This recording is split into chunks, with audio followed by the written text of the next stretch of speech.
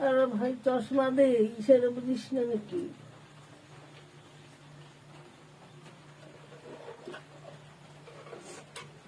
ও ভাই আলাদা আমার দেখা সম্ভব।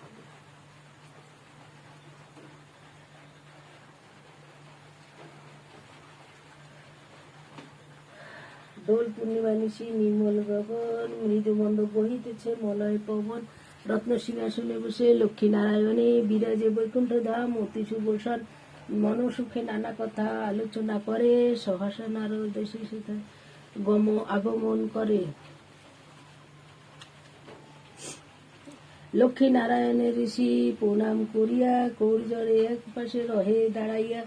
নারদে দেখিয়া জিজ্ঞাসিল নারায়ণ, অসময় কেন ঋষি হেতায় আগমন? কোথা হতে আসিতেছ বলহ আমারে, সন্দেহ হতেছে মনে তো দেখিয়া তোমারে। শুনে ঋষি উভয়েরে প্রণাম করিল, ধীরে ধীরে কমলারে বলিতে লাগিল। ঋষি বলে, ও গো দেবী শোনো মোর কথা, মর্তধামে গিয়েছিনু শোনো মা বর্ততা কোথায় তথায় হেরিনু যাহা। শোনো নারায়ণী কহিলে সকল কথা, বুঝিবে আপনি কহিলে না বুঝিবে আপনি। খাদ্যভাবে নরনারী জীর্ণ শীর্ণ কায়, অন্যের কারণে সবে করে হায় হায়। জগৎ জননী তুমি জগতের মাতা, সকলে তোমায় বলে তুমি লোকমাতা। একবার মোর সঙ্গে চলো মর্তপুরে, তো বড় দুঃখ পাইয়াছি তব ব্যবহারে। বঞ্চিত হইয়া মাগো তোমার করুণা, মর্তবাসী নরনারী সহিছে লাঞ্ছনা।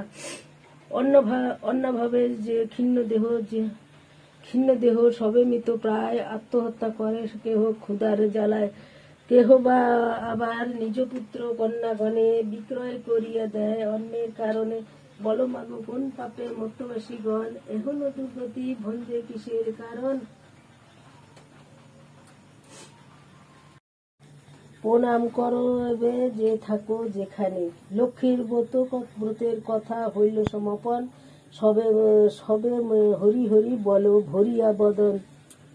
জয় মা লক্ষ্মী দেবী জয়।